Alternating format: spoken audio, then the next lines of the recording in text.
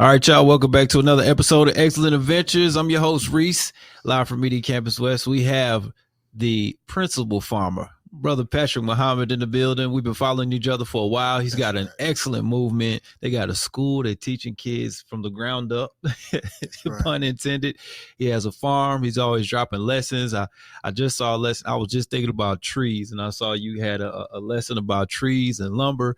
So we're going to pick his brain today. So it's all around just good people and been following his movement for a little bit. But, man, welcome to the show. Oh, man, I am indeed honored. It's good to be able to see someone like-minded and like work because we get a chance to understand each other's story, right? And so even though we hadn't physically talked, I'm watching your videos like, yeah, I understand that. I see you talk about your Great Pyrenees. I'm like, yeah, I understand that. So get a chance to participate in this together. It's just an honor. Right. We kind of talked off camera a little bit about when I first started following you, I saw you and your dad, and then I'm obviously working with mine. It's like enjoyment from two different angles and two different ends. Absolutely. I definitely wanted to get into like your whole story, but first let's start from the beginning, man. How'd you get into farming? We usually ask what's your old cluck moment, because it's a lot of chicken people come on. We say, what was the moment you knew you're a chicken person, but you got a whole situation in farm. So what was the moment you knew you were a principal farmer? Man, I tell you this, my talking to my dad one day, and he said, what are you going to leave your children? Because you can't leave from the principal's parking spot. And I was like, Dad, what are you talking? It's too early in the morning for you to get. And he said, he pretty much knew there was nothing other than the love, experience, and upbringing that he was going to pass on to me. But what have I created that I can pass on to his grandchildren? Okay. So he made me start studying wealth of wealthy families, like what was inside their portfolios. Okay. And inside of the wealthy family portfolios is a farm somewhere. Wow. And so that was the moment that he put me on this journey, with some guidance. But I tell you, that first moment I went to visit a farm, and I was like, I don't think I'm ready for this. Walk us through that moment. So I met a gentleman who is still my mentor to this day, named Wayne Swanson. He was down in Hampton, Georgia. Swanson Family Farms. I've heard of them too. Yep. Yeah. So I'm walking with Wayne. We met on the phone call. That was it, the extent of it. And I'm walking the farm with him. It's 36 acres. And I waited for him to say, like, he had an insurance something or somebody died. I was like, brother, how'd you get this? He was like, man, my family and I ate soup for 3 months. And I was like, soup? It's kind of my staple diet anyway. And he was like, if you are really interested, then I'll show you how to do it. Right. And I didn't know that he had made that offer to maybe 20 groups of brothers that had come down before. And I'm just that one that was like, I'm in it. I'll be here Saturday. Yeah. And so that was September 2013. Wow. By December 2013, we had purchased 8 cows in his truck, in his trailer, and took them to his farm. Wow. And the rest is history. That's it. That's what it started with. It started with a conversation and 8 cows a few months later. Oh, my goodness. And my wife said something to me. She said, now, you only been knowing Wayne for, at this point, 2 months. If something happens, we can't take these cows to this subdivision. We're still in the subdivision. Right. And so then I began to kind of look to see, okay, where can we go? And you know how things work, man. We just been blessed. The farm that we live on now is 1 mile from where we lived for the last 10 years. Oh, man. How did you find it? I had, I was a principal, living the principal life, had a little Benz. Yeah. And every day I would leave work. This is before we had all this GPS. Right. I would print, I think it's MapQuest. Like MapQuest. Yeah, I remember MapQuest. I would pick like 10 to 15 farms, print them out, and I would leave school at 4:00, and I would drive to each farm, get to that, like this location, scratch that off, drive. And I had put almost 100,000 miles on my car. Looking for farms. And they were probably all kind of spread out. Oh, they were spread out. I would get to the dirt road, about to run out of gas. Like, if I get break down right. And so finally I got frustrated. And it was April of 2014, right before spring break. Principal, I know spring break. Right. And a farm popped up. And I called a lady and she was rude. She was like, sir, I just put the sign in the yard and I just posted it. I'm not showing it today. I said, you did it today? She's like, yes. I GPS said 1 mile, 3 minutes. Wow. I drove by Reece. And I took the sign out the yard. I bet you did. I said, ain't nobody else gonna see this. This is mine. This is mine. And so we end up coming the next day. I put the sign back in the yard. My wife I never went in the house. Wife went in the house. And I was standing outside talking to a gentleman that was there. I thought he was just a helper. And I'm telling my story, talking about my dad, talking about my father-in-law, talking about I want to create generation. And I didn't realize he was texting the owner the whole time. Oh, wow. And so the wife came out. I said, what does it look like? Is it good for 98% of humanity? Right. I know my wife is different. She wants it the way she wants it. You're right. And she said, no, it's okay. We put an offer on. And before we backed out the driveway, they had accepted the offer. Man, that's God right there. Oh, man, brother. It has to be. It has to be. So, and that's the reason why it's named Your Faith Farms. We have no formal training, only been inspired, and things have just begun to line up. Ever since we took that step on the farm, we followed that instruction. Yeah. That's amazing. I mean, like you said, following the steps, and that's part of it. You learn things, you move on those things you learn, and you modify them to make them work for you. And that's what I've kind of been running into a lot. Yeah. And even in that, you don't know what you don't know. Right. That's it. Yeah. You know, as I'm talking to farmers around the country now, and they'll be like, oh, how's it work with the USDA? And I'm like, I don't know. I tried to get pre-qualified and got denied, got frustrated, tried to get with another bank, you know, and we got qualified, and I bought a house with a big backyard. So I didn't go through the USDA and all, you know. Now that I've been in it for a while, I've done some USDA, but I think that hinders people from starting because they're waiting for the perfect scenario. And there isn't really one. It's not a perfect scenario. And as you know, there's no perfect scenario for me. Right.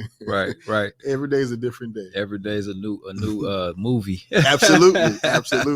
Adventure. We'll call it that. Every day is a new adventure. Yes, right. Yes. Man, that's cool. I wanted to get into that too, because like you said, I didn't get into it at USDA. I got a house with a big backyard, but how big of a backyard are we talking, just for people in general? Yeah, coming from East St. Louis, man, my upbringing. Your brother has 31 acres. That's it, man. We got a height bell we use in our entertainment interviews. I'm gonna go on and hit it. Oh, yeah. Because I mean, coming from just having a subdivision backyard to 38 acres in a farm is incredible. Yeah, it is. And I tell you, until I walked it one time and then turned around and looked back, I was like, man, God, why? Like, what did we do right? And then it's like, okay, what's the weight of this responsibility? Yeah. And then the reality hits because, you know, I had a lawn man when I was at the subdivision. Yeah. I didn't have a lawnmower. Yeah. So Reece, after that first good rain, and that grass was starting to 6, get tall. 7, 8 feet taller than you. Oh my goodness! And it was like, what I'm gonna do?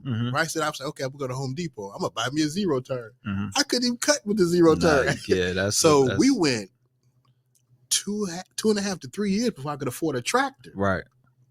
And so my cows were more than just cows; they were lawn care. Yeah. Because, you know, if you get behind, as you know, if you get behind in these farming tasks, like there's no weekend, there's no holiday, there's no PTO. Yeah. Like the farm is the farm 24 hours, 7 days, 365. Right. And so it's been humbling. Yeah, I bet. I read something yesterday where this gentleman was talking about he looked up because he was getting older and he wanted to give some of his kids like that, right? But he was saying that I wanted to tell them what career paths they can go down that could make you happy. He said the top career path was farming. He said out of thousands of people that they interviewed, farmers were the ones that seemed to be happy and found the most reward for their work. But it's a lot of work. It's a lot of work. So is that true for you? Yeah. I was talking to someone today and actually going over the schedule. How do you do it? The farm recharges you every time you interact with it. Okay. Right? I'm noticing that myself. I'm experiencing that. Yeah. So when like yesterday, I drove home and I pulled in the driveway and my horses are following the truck, you know, right. And then the cats are crisscrossing and the dogs are there and the chickens and they're dependent of you. Right. And so, you know, very humbly, we have dominion. We shouldn't have dominance. Yes. But we have dominion. So once that relationship to where they need you and then you provide for them, then they give you nothing but, you know, pleasure. And so the farmer's like a way to escape reality every day. And then being around life, when you see that flower open up, when you hear that bird in the morning, when you see the insect, you hear the bullfrog at night, being all around all that life, you can't help but be full of, and get with the rhythm of the earth. And so the work is it. It is. But every day you get up with a new energy because you're going to get something back from the work. I definitely see that. How can you not enjoy life when you're around so much of it? And it's more of a natural bit of life. Yeah. Like people, it's a million people. Like you said, you from East St. Louis. I'm from Jersey. It's a lot of people in one spot. That's a lot of life, but it's also a lot of stresses and problems and situations. Absolutely. Brother Reece, I tell you, my daughter went to Spelman and graduated. My son's at Morehouse now. Congrats and I went down to do something, take him something. And it was so many people and busy. And I was like, I need to get back to the farm. Yeah, right? that's how I'm starting to feel. Yep. Yes. And so one of the things I've gained is the understanding of noise pollution and light pollution. Okay. Right? And so I didn't really understand what it was before. But especially in the evening, there's no noise at the farm except the noise is supposed to happen. Right. And if you hear noise is not, I need to check on that noise. Absolutely. Right. Absolutely. And I'm gonna pause for a second. And that's why we have to keep something with a heightened sense around us. Yes. So your dogs and I understand cats more because your cat will tell you like, that ain't what right. You running for? Right. Whoa. The dog might be asleep and then react, but that cat's could be like, I just heard something. So you got to keep things with heightened senses around you because they'll let you know. But the noise pollution and then the light pollution. So we go out at night, man. Beautiful, summer nights, and you can see every star out there. It's beautiful. It's like an open sunroof. Oh man, I like that. It's definitely an open sunroof. Yeah. Yes, I like that. And that's amazing, man. I feel like I could talk about these things with you all day because I'm kind of living and experiencing it, but I know also whoever's watching this, they may have a dream. And this is inspiring. You're telling me I'm a school principal. I'm staying in the subdivision. I meet somebody who is helpful. And that's another thing I want to talk about. People in this industry or life seem to be way more helpful. No matter what color they are or way more helpful. Yeah. Reece, I have to echo you with that because a farmer understands the plight of another farmer. And I had some buddies ride me one time. I went to buy a rooster, off crazy or whatever. And we pull up like off the road on a dirt road, like behind a couple of trailers through a fence. And my buddy was like, you got something with you? I was like, right. No. I'm going to, man, and so the gentleman comes out, doesn't look very like friendly. Right. And then we start talking chicken talk. And he was like, oh man, I got this. Open up like a book. Man, he gave me some more guineas, gave me a free something. See? And that's the part that I appreciate because a farmer understands another farmer. Now I have to tell you this. The first time I went to an auction, it's on a Monday out here, right? Yeah. And so principals, I leave during lunchtime. I walk into the auction in a 3-piece suit. So this black dude walking this auction in a 3-piece suit, the auction stops. Music stops. And so I think it's intermission. So I go to my seat, I'm kind of looking around, and then it starts back, and I realize like everybody else is in overalls. Plaid shirts, jeans. But outside of that experience, we've had some situations with we were a little too successful in the meat business, and we ran into some. But overall, I can say 8 out of 10 of every experience has been very rewarding in this space. And that's what I see too. Obviously, I'm Muslim like you, and I don't eat pigs, but I have pigs because we have a rescue farm, right? And the first one I went to get, it was at a same type situation. I'm pulling down. I had somebody with me. We're in this little van. You know what I mean? I'm pulling into the neighborhood, and it's dirt road. It's big Trump flag in the driveway and American flags everywhere, which, patriotism is patriotism. Absolutely. Love your country, right? Absolutely. But we know sometimes there's a stigma when you see certain things, right? So I get out the car and it's like everybody on the porch look, about 8 people on the porch, they look, and I got out and I said, this the pig? He said, oh yeah. I mean, immediately the wall dropped. He got out, he came, shook my hand, he was showing me around. He said, hey, I got this. If you want some goats, I got an extra goat. And that's kind of how it happened. And then we became text buddies based based on different information. So I definitely, it's almost like the great equalizer.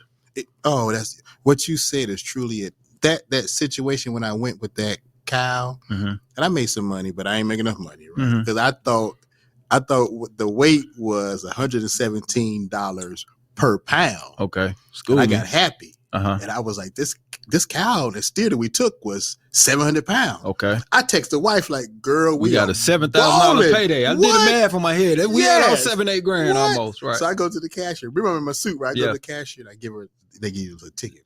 So I give her the ticket. I'm like, yeah. She's like 100, 200, 300. I'm like, yeah, 400, 500, 20. 10, well, hold on now. There's some change, right? So I look at it and I said, oh, man, my ticket is ticket number so-and-so. She's like, that's the ticket? I said, but how does this work? Right. She said, baby, this is your first time. I said, yeah. She said, it's per 100 pounds. Oh, okay. Now, Reece, I'd already texted the wife and told her what I'm about to bring home. I was so embarrassed. I went by the ATM and asked someone just so I could save face when I walked in the house. Oh, man. So I go, at this point, the farm in front of me is 117 acres. And there's a gentleman leasing the farm. Okay. And he has another, I don't know, he had about 180 cows over there. Yeah. So I had watched him load up on Sunday with cows, come back on Monday with different cows. So when I asked him, he told me to go to the auction. So I did what he did, but my money ain't adding up, right? So I got nervous one day. I was like, this ain't gonna work. So I went to ask him. I said, hey, and this is a Caucasian man. Right. I went to say, hey, I did what you told me to do. Right. But man, I only got like $500. If these cows, if I do, right, I ain't I'm made, feeding them. I ain't made nowhere near my investment. And he said, you're too small. You gotta sell by the pound. And I'm thinking to myself, that's exactly what I did. That's what I thought I did. But that he was telling me, go to a processor and then get it cut up and then sell to my customer base. But Reece, when I tell you that saved my farm and it saved Wayne's farm. Wow. Because at that point we had pets. Yeah. That we were trying to get into what's the financial aspect of this because we didn't know. Right. But selling by the pound and going to USDA processor, getting them steaks. Now I'm slinging steaks. Yeah. Right. Right. I'm breaking the weight down. I'm the steak man. I'm the steak man. And so we went from that 500-pound whole animal. We went in $500. We went to making $2,800 to $3,800 by processing the cow. Wow. And that actually saved because I had you talk about you buy one chicken, you buy too many. Brother, the same scenario with cows. Yeah. Because we went from 8 cows to 40 cows in like a 2.5 year period. But Reece, that first winter, when I have enough grass, because I had hay, right?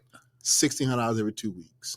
Whoo, for 40 cows. My wife was like, what do you, I was like, it's going to pay off. And when I took that cow and they got $500, I was like, something ain't bad off. Man. But being able to process by the pound, that really saved us. That's what's up, man. That's great to know. So you talk to this guy, he says, sell it by the pound, you find a processor. What was that process like trying to find it? Yeah, it was interesting because we're still in this, there's no book for dummies, right? And so you kind of keep talking around spaces for somebody to give you that one little nugget of information, and then you got to go research. And so we found out that you have to go to a USDA processor because somebody will process a cow for you, but don't go sell that thing. You'll be in trouble. Right. So you got to go to a USDA processor, start calling and getting dates, and then learning what that looks like. So when you pull up with a cow, you got to know what your cut sheet is. You know what a cut sheet is. Right. So I don't either. I'm learning today years old what a cut sheet is. So when you pull up with your cow, you're gonna pull up and they weigh in your trailer with the animal, and then they either weigh your trailer without it or they'll have a scale. So when the animal goes through whatever, you go back into the office and the young lady gonna say, what's your cut sheet? So if you have 1 inch steaks, 1.5 inch steaks, 2 inch steaks, you're gonna tell them what you want. Right. I want all ground, or I want 100 pounds in ground. I want T-bones, ribeyes, porterhouse. I want my bones back. Right. I learned that too, right? Right. Then I was happy. Let me get the skin. It was the hide. Get the hide. Right. I was about to go hang it up on wall. Right. I'm making carpets too. Yeah. I'm thinking I'm making 100% profit off this animal. Right. But then from there, you got to get vacuum sealed and the USDA stamp. Reece, that stamp is so important. Okay. because meat is regulated just like drugs. Okay. And you do not want to be slanging those steaks and you have not had them properly processed. Okay. Okay, so once you do that, they're going to charge you maybe 57 cents a wrapped pound, vacuum sealed pound, Yeah. or they might charge you, $1, depending. Right. And so once we got those dates and kind of went through it, now you got to have a customer base. Right. And so my customer base became farmers markets, Mhm. and then we start going door to door. And once the word gets out there, you're out there. Now, the quality of your meat, this is where it kicks in. Yeah. Because our meat, because we didn't know no better, was 100% grass fed. Okay. Because we didn't know no better. Right. So the quality of meat, once the processor would cut it, they look, oh, y'all got some good meat. I guess. You didn't know why, but now We you know didn't- why. Yes, because when you start doing the corn and the Uh-huh. fillers, that meat is different, right? Yeah. The fat content, we don't know about no fat content Right. percentages. I just know the cow, it was big and I'm about to Right. bring it in. Right. And so once we began to learn that, then we realized we have a very good product. Mm-hmm. And now we have to market our price point to match Based on that. that. That's when we became a threat to the meat industry in Atlanta. Okay. So now you got beef. Yeah, now, Now bro, you you got right on beef. it. Tell me Yeah. about that. What was that experience like? Because Oh. you knew you coming into this new, you flying blind almost, Blind. but you coming into the game, the meat game with a great product, Yes. Right. Yes. and just positive attitude. What's our brother? Frank Lucas? Yeah. We came with the pew-pew Right. and didn't know. Right? Right. So Wayne and I, we would always share dates. We Uh-huh. called it one farm, two locations, right? Yeah. So he'll get a date, I'll get a date. Anyway, Mhm. so one day he goes to drop off the cows. Yeah. Two of mine, two of his, whatever. He called me and say, Pat, they say we can't process. And you had to call 2-3 weeks in advance. Yeah. We had to load these animals. You got them on the barn, Yeah. you waiting, you want to get out the barn, they tearing stuff up, you get Right. them in the trailer. Mhm. We don't know. He's there. Yeah. They would not allow him to unload. Mm. Oh, somebody bought off the floor. We come back in 2 months. Okay. So we got to wait 2 months. So we start calling the next processor. Mm-hmm. What's the name of your farm? Swanson Family Farm, Your Faith Farms. We don't have no dates. What? Yeah. We called the next one. Mhm. It had got to a point we could not process in Georgia. Wow. Now, imagine for a good year run, Everything is smooth. customers. We Yeah. got customers. Now we got all these cows, Mhm. no customers. We back to this hay again, Mm-hmm. right? So we ain't flipping. Right. And so down and out, I'm talking again. Mm-hmm. I mentioned to a brother, and he said, "Man, we should go to Fort Valley." Mm-hmm. So we literally drove, not even cold call. We cold show up. We showed up to Fort Valley and was like, this man right here has cows. We're black farmers. We've been processed. They wanted to process. We heard y'all can process. Yeah. And the brother was like, yeah, y'all can process anytime. Mm-hmm. You talk about happy. I know you were. And that's just proximity for those who aren't Georgia. Fort Valley is a 2.5-hour trip. It's a college down there that's an agricultural college. Mhm. And it's HBCU. HBCU. Right. So imagine the principal leaving the school Mhm. for 2 hours to go down, Right. drop off, 2 hours to come back. Yeah. And then 3-4 days later, 2 hours. So that was I had some strain on that. Right. But the brother said, y'all can come. And it was good. I mean, we were doing like 3, 4, 5, 6 months. It's going good. But our customer demand is where we need to come every 2 weeks. Yeah. So then we got to a point where Fort Valley was like, listen, we're doing this for you all as a convenience, Mm-hmm. but this is not our business model. This is a school. Yeah. So you can bring one cow between the two of you all Mm-hmm. and 4 sheep Yeah. every 4 months. Ooh, Oh, that ain't gonna do it. Lord, that's not going to do it. Right. And so that's why you hear me sometime I say less is best. Mm-hmm. At that point, I had to focus on the school. Wayne had to focus on expanding our model. Yes. And then we scaled down. And we had to tell our customers we have to go a different direction. Mm-hmm. And that's when I start to learn about the grants and everything. right? Okay. And you hear people, especially in our space, everybody's talking, oh, you go get a grant. And it sounds good. It sounds great. Right. But the reality of it. So we start going after processing grants Mhm. to get enough money before grants. We was like, okay, we just fund our own processing, right? Right. We're going to do a shipping container. We'll do. Mhm. No. Don't work like It don't that. work like that. That USDA inspector that you pay, Mhm. you got to pay that inspector, and the facility has to have the right facility. And that amount is probably going to start at $500,000. Wow. For a process just to get it started. Just to get it started. Right. And if you're going to do it right, Mm-hmm. if the processor reflected how good the studio, we had $3.5 million. Wow. Right. And so now, we really had to start looking, okay, where's the grants? And that's when we began to learn the grant game. Got you. Was that issue ever alleviated with the processing situation? Sounds like a no. We're going to go to the next question. It's a no, but we had a moment, I'm going to say about a month ago. Wayne got a call from the restaurants that were buying out the floors so we wouldn't come. Yeah. He got a call to say, can we order some meat from you all? Because the quality of meat that we have, they haven't seen, and now they want to partner. Okay. And that's almost a 5-year period. Yeah. But now it's coming back full circle. Okay. Consistency. Yeah, consistency. Yeah. Yeah. Man, that's amazing. Congratulations on that. Because I know going through all that teaches you learn, but also we would like to see some light at the end of the tunnel. Absolutely. Yeah. Especially when you got a wife at home. Yeah. Yeah. That's a couple of points I want to hit because I want to talk to you about the sheep. Okay, I want to talk to you about that because I've seen you promote that and talk about that too, and the difference between the sheep and the cows. But I do want to say I've been meeting a lot of farmers, right? And what I've noticed is they seem to live a long time, and almost everybody's married. Yes, and outside of you and I, they got a lot of kids. Yeah, a lot of kids. Yeah. Now I'm glad I got into the farming. I think we're married. Let's see. We're married 15 years. So we got to a point. But I understand why farmers you need help. Yeah. They're making their own, workforce. I got you. I have seen that farmers, especially when you get that green thumb, because I didn't start off with a green thumb. I was raising animals. Yeah, same here. I don't have one yet.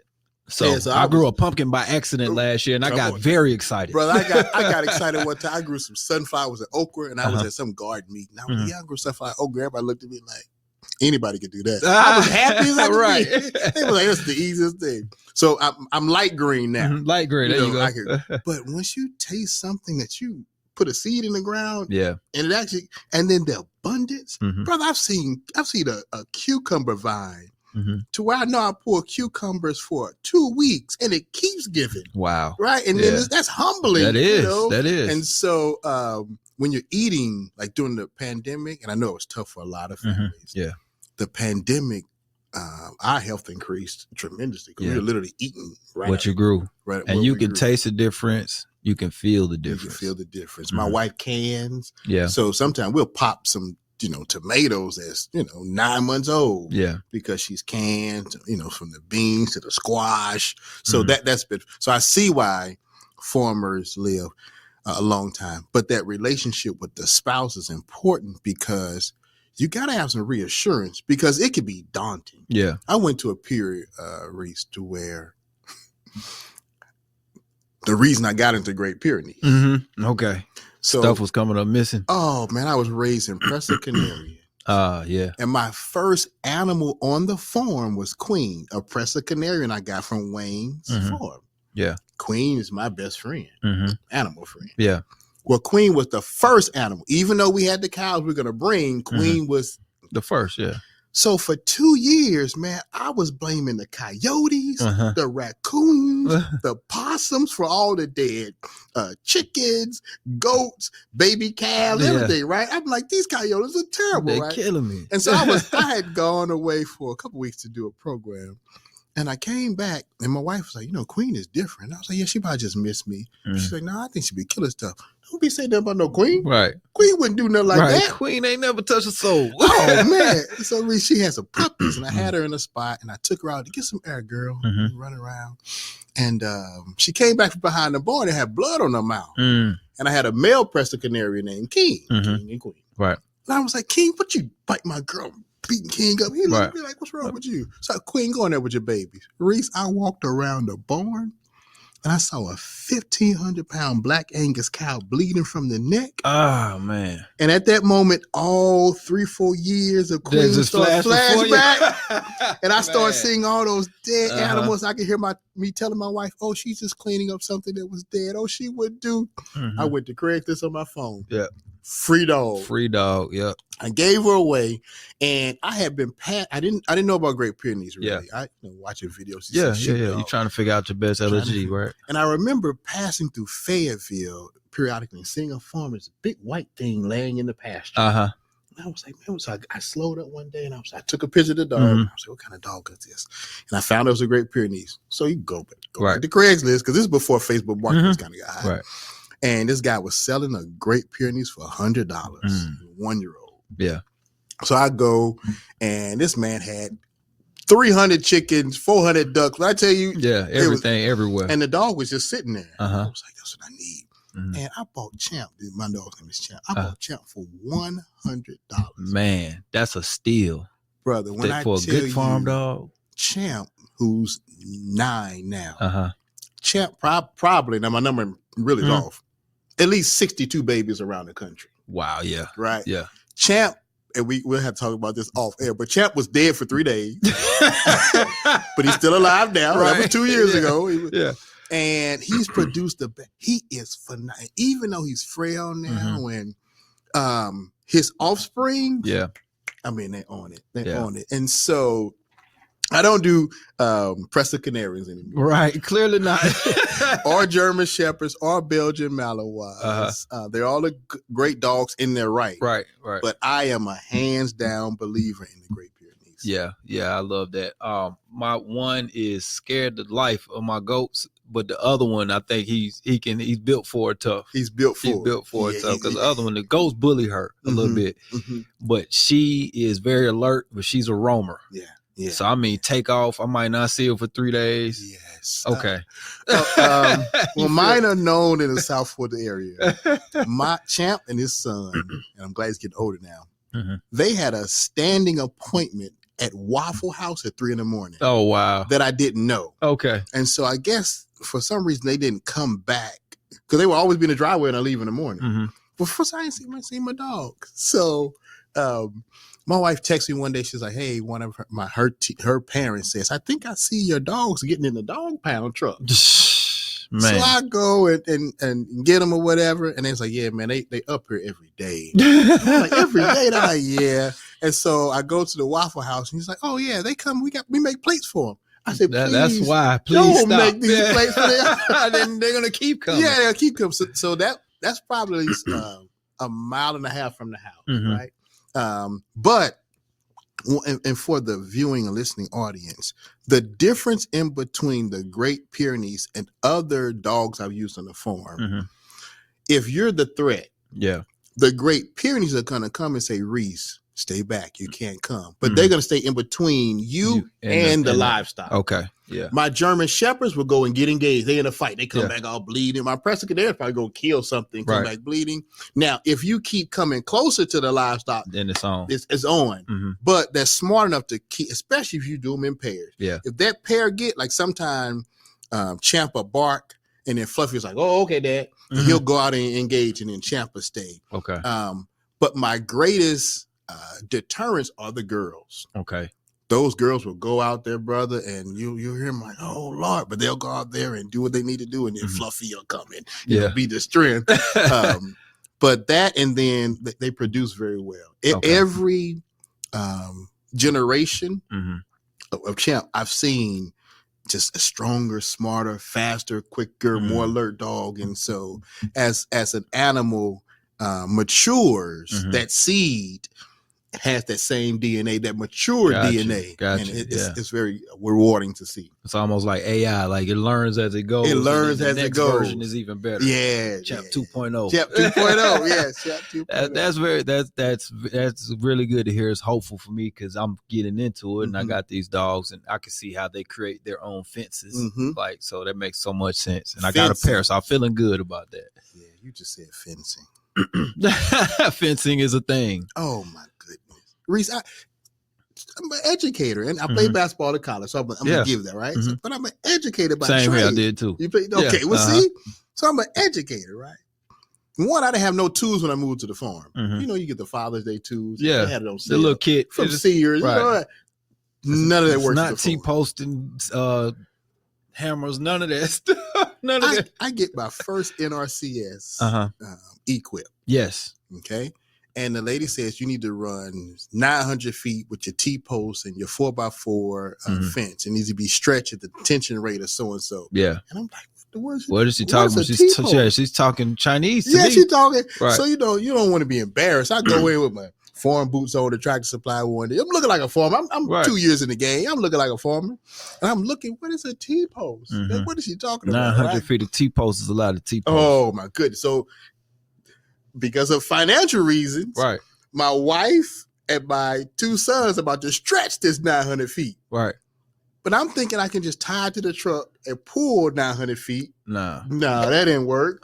Then I put one T-post down and tie it in, pull it, then the T-post come out the ground. I didn't know what an H brace was, so that learning curve that you have, I'm glad we went this way. Yeah. That learning curve. So now when someone reaches out, I can tell them the most efficient way to do something. Okay. Right. So they don't have to be guessing and wasting money. I bought some fence one time. I bought the fence that's not with the red line up top. The black one that breaks and pops. That's what I got gypped into. I built my first fence. I said, I'm trying to keep these ponies and goats in, and I want to build this. And they like, okay, we can do it. And they put the hardware wire, not the red with the red. They put the black one. Yeah. And my ponies broke through that the second day. The goats broke through it probably before the people left. Absolutely. So that learning curve between, and we have a horse story with it too.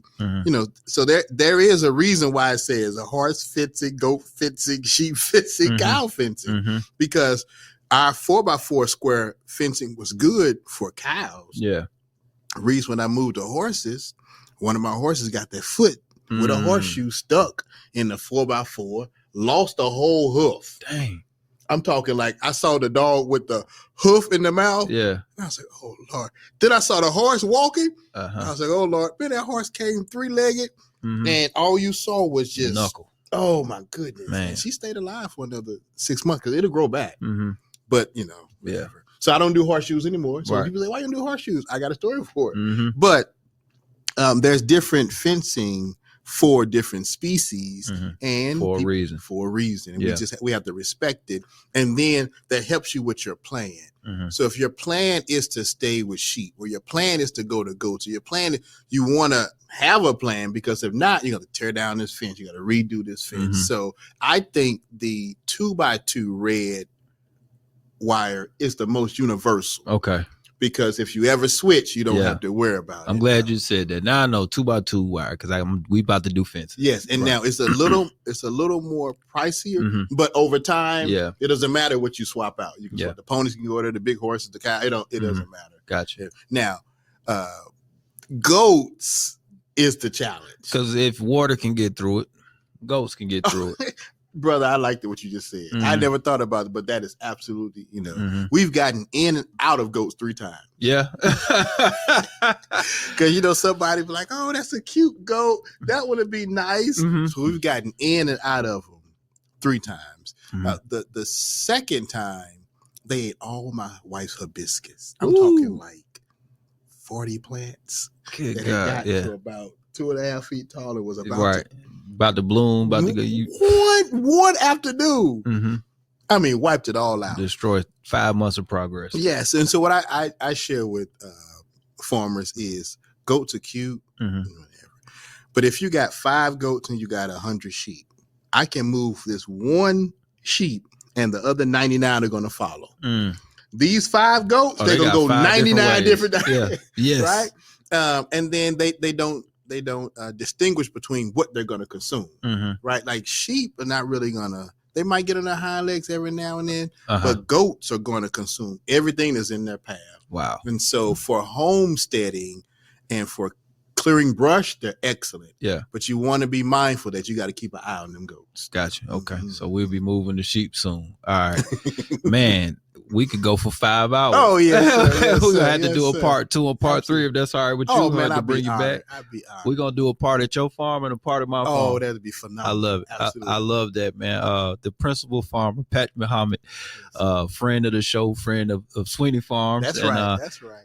I want everybody to support him, follow him across all social media platforms, and keep buying that meat from them. That's right. And we definitely gonna talk and chop it up, because I want to talk to you about get in depth in the fence and get in depth into the meat and how to move and all that stuff too. But I appreciate you coming by today. Man, it's an honor. I look forward to doing it again. Absolutely. Yes, sir. This has been a very excellent version of Excellent Adventures.